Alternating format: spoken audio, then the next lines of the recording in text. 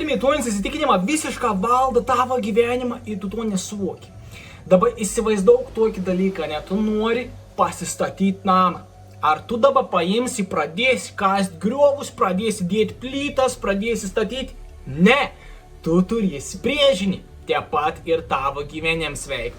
Tu turi brėžinį, o tavo brėžinys yra tavo įsitikinimų sistema, įsitikinimą, ko tu tiki, visišką, besąlygišką, tu tiki to dalykų. Tavo įsitikinimą sukur emocijas, tavo emocijas sukur tavo mintis sukur tavo veiksmus ir elgesį, kuris sukur tavo gyvenimą ir kaip tu pro eini ir kaip tu patiri. Analogija to, kaip prieš tą minėjau, statas namą. Tai tavo įsitikinimą yra brėžinys tavo emocijas yra tai statybininką, kad statot ant tavo namą.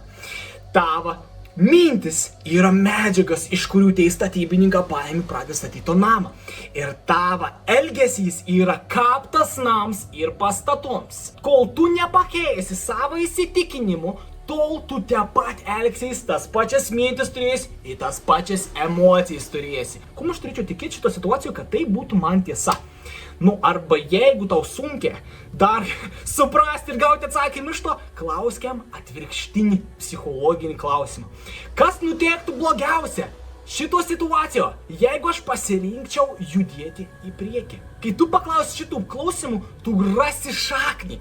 Ir kai tu rasi tą šaknį, tu aną ištrauksi ir galėsi įdėti naują įsitikinimą, katras ir pozityvus, ir konstruktyvus. Jeigu nori sužinoti, kaip to reikia tau būtent padaryti čia ir dabar, komentuok žodį gausa ir aš tau parašys ir padėsiu pakelti vibracišką